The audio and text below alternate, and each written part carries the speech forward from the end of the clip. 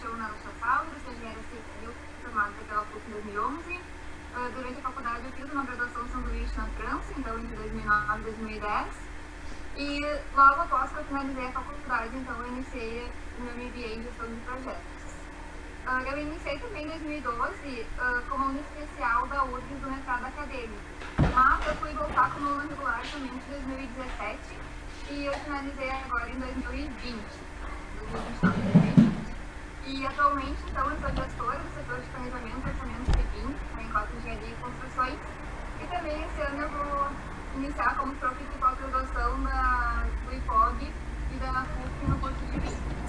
E aí, só para comentar, eu tenho um Instagram profissional, sempre quando eu consigo eu compartilho algumas atividades com a galera, então se tem interesse, me segue lá. Então, antes de trabalhar na Encontro, eu tive experiência profissional em outras áreas, ramos de pontos e viadutos, industrial e comercial. E a minha graduação, então, sempre foi trabalhar com planejamento, controle da produção, orçamento, controle dos custos.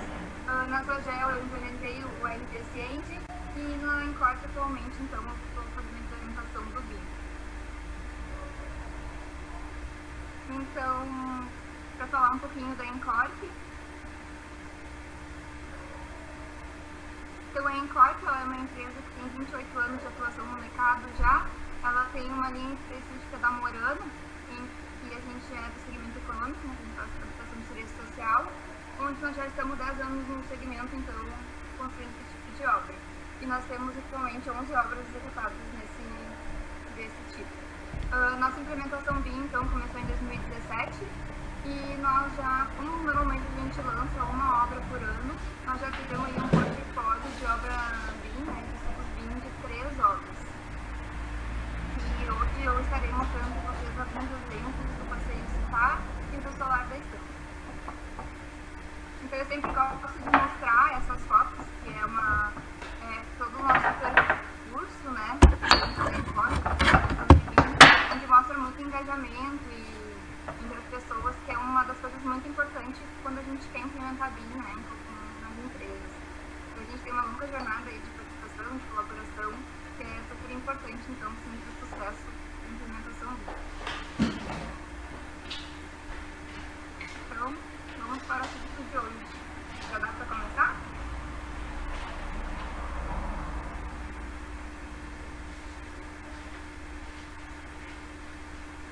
Não estou escutando, filho.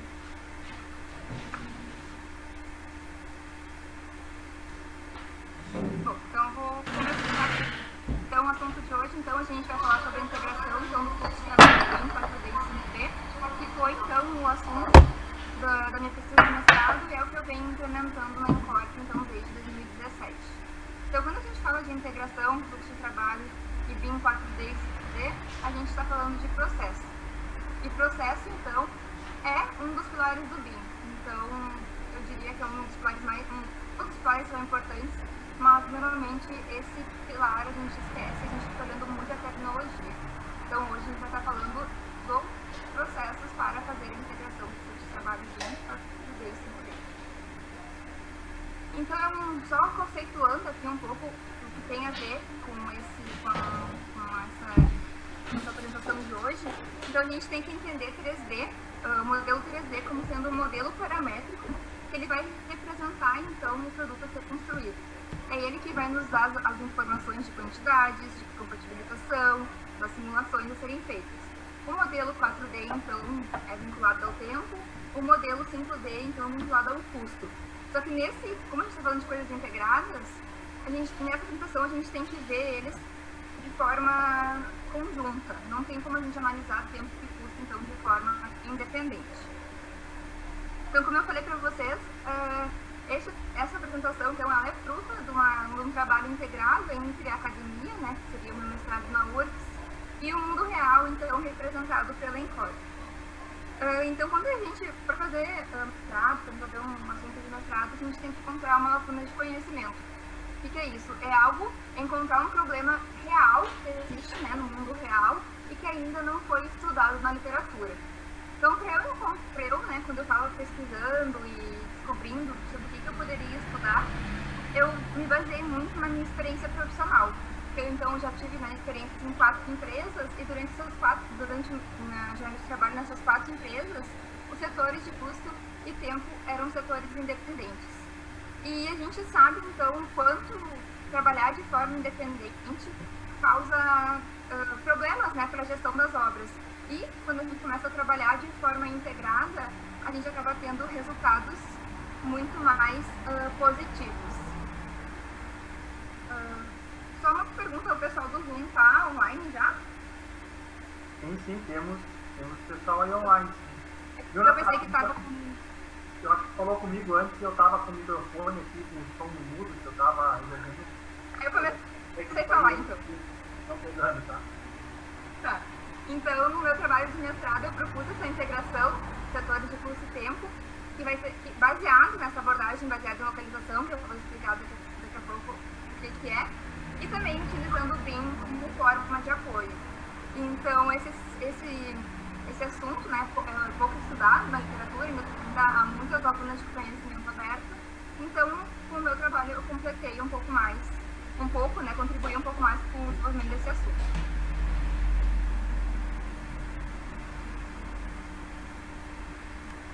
E aí, nós vamos se perguntar, então, por que a gente tem que integrar tempo e custo?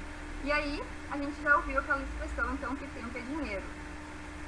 E, na verdade, então, tempo é muito mais precioso que dinheiro. Então, ele é um recurso não renovável, sendo que uma vez gasto, a gente vai, se você gastá-lo mal, ele se vai para sempre. Então, eu trouxe uma imagem que eu peguei do Google mesmo, para a gente analisar essa foto e para a gente verificar questão de equipamentos, questão de pessoas, questão de logística, questão de estoque, que são muitos problemas, né, que a gente vê na construção, e muitos deles estão vinculados ao tempo. Então, se a gente for ineficiente nessas coisas, a gente vai gastar mais tempo e gastar mais dinheiro também. E também existe essa fórmula, né, que muita gente conhece, que é o lucro é igual ao preço de venda menos custo. Então, atualmente, a gente não consegue mais definir, né, as consultoras não conseguem mais definir qual lucro elas querem. Quem define isso hoje é o mercado. Então, para a gente aumentar a gente reduzir custos, a gente tem que reduzir, então, esses nossos desperdícios e nossas perdas. E isso, então, é o que está por trás, né, do Lean Construction, da produção enxuta, que quanto a gente tem que, no máximo possível, reduzir os nossos desperdícios. Então, a produção enxuta se baseia muito nisso. E a produção enxuta, ela considera, então, o tempo como sendo um recurso que ele pode ser consumido de 2 formas, que são atividades de conversão, que são as que agregam valor ao produto, né, onde o produto é transformado, e as atividades de fluxo, que são representadas, então, pelo estoque, transporte e inspeção. Então, né, Koskela, lá, que é o nosso autor do Lean Construction, fundador, pioneiro, ele nos diz que sempre que possível a gente tem que reduzir, então, essas atividades de fluxo, que são atividades que não agregam valor, então, que geram desperdícios. Então, se a gente reduzir isso, a gente vai estar aumentando o nosso lucro ou deixando de gastar coisas desnecessárias.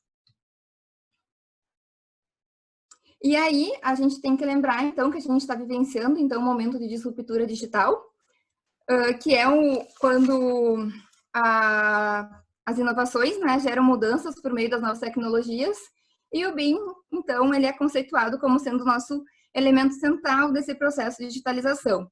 E para cumprir, então, o seu potencial de fornecer informações confiáveis, precisas, integradas, rápidas, ele exige diversas mudanças, incluindo a reorganização dos processos tradicionais, que normalmente a gente utiliza na construção. Mas, antes de tudo, a gente tem que lembrar, então, que BIM é informação.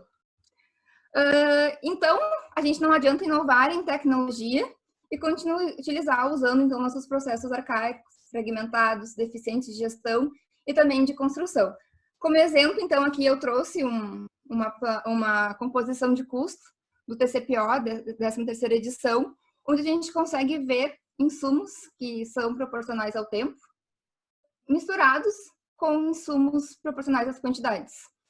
E isso, se a gente for orçar uma obra assim, a gente vai estar mascarando muito os nossos valores de desperdícios. Então, quanto mais a gente separar esses itens e que for dependente a tempo, ser orçado, quantificado conforme o planejamento da obra, nós teremos mais retorno. E também aqui eu trago o gráfico de Gantt, que no próximo slides eu vou explicar um pouquinho, que é uma forma que a gente não consegue enxergar o nosso planejamento de obra, porque nós na obra a gente vai se movimentando de local para local. Então, uma abordagem de planejamento baseada em localização, uma linha de balanço, ela é ideal, então, para o nosso setor da construção. Então, agora eu vou contar uma historinha para vocês, que é dessa empresa Exigio, que é uma empresa norueguesa, que ela trabalha, então, com esse planejamento baseado em localização. Então, eu vou ler aqui, né? Então, esse é o John. Ele recebeu um plano de cada subempreiteiro e os organizou, então, em um planejamento em formato de gráfico de Gantt. Porém, somente no local, quando a obra iniciou, ele começou a perceber os problemas que esse planejamento causou. Então, ele percebeu que havia onde havia espaço disponível, os trabalhadores iriam trabalhar, o que causou muito conflito entre as equipes. E trabalhos descontínuos geram desperdícios. Lembra que tempo é dinheiro. Então, certamente causarão custos adicionais. Mas aí, o John, ele teve uma ideia. E por meio da técnica de planejamento baseado em localização, a conhecida linha de balanço, ele desenhou as tarefas por local. E com isso, ele soube onde e quando os trabalhadores estariam em cada local. Ele conseguiu verificar os conflitos e otimizar, então, o fluxo de trabalho.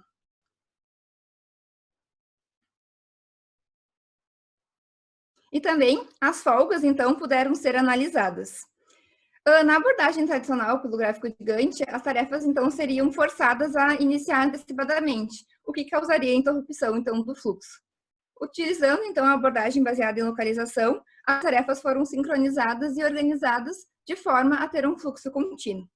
Então, agora o John, ele é capaz de ter todo o plano de trabalho numa folha e que vai dar uma visão geral. Então, o objetivo do planejamento baseado em localização é garantir que as equipes não estejam trabalhando no mesmo local ao mesmo tempo e também garantir o fluxo contínuo das equipes, garantindo, assim, a terminalidade com qualidade das tarefas. Então, eu trouxe esse videozinho justamente para exemplificar, né, fazer uma ruptura também na forma como a gente planeja as obras. Não adianta só a gente utilizar BIM, né, como uma inovação na construção, e orçar e planejar como a gente vem fazendo. Não vai adiantar muito.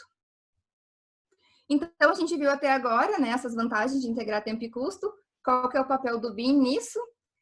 Que a gente tem que inovar, então, os nossos processos, que nós não podemos utilizar nossas composições de custos tradicionais para mascarar os desperdícios e as vantagens, então, de utilizar o planejamento baseado em localização. Então, quando a gente fala de BIM e custos, nós lembramos os quantitativos. E, para descontrair um pouco, o engenheiro orçamentista fica super contente. Só que a gente tem que pensar que quando a gente fala de quantificação e estimativas baseadas em BIM, não é o primeiro passo, não resolve todo o problema. Existem muitos quantitativos, muitos itens que a gente não consegue extrair do modelo BIM. Na minha pesquisa de mestrado, eu cheguei num resultado que até 55% dos custos eu consegui extrair de modelos BIM, sendo que a mão de obra era considerada terceirizada, então não dependia do fator hora. E 22% dos custos dos meus orçamentos, eles eram extraídos, então, do plano de longo prazo. E ainda existem outros custos, que são custos de vendas, os custos de impostos, né? Que também são itens que variam de outras formas e que não estão inclusos nesses percentuais. Então, vamos falar agora, então, do assunto principal de hoje, que, então, é a integração do fluxo de trabalho BIM 4D e 5D. Então, lembrando, né, que o que eu vou apresentar aqui são os resultados da minha pesquisa de mestrado, que eu defendi em janeiro de 2020, e que também foram implementados, então, na Encorp Engenharia e Construções. Outra coisa que é importante salientar aqui, que esse fluxo de trabalho,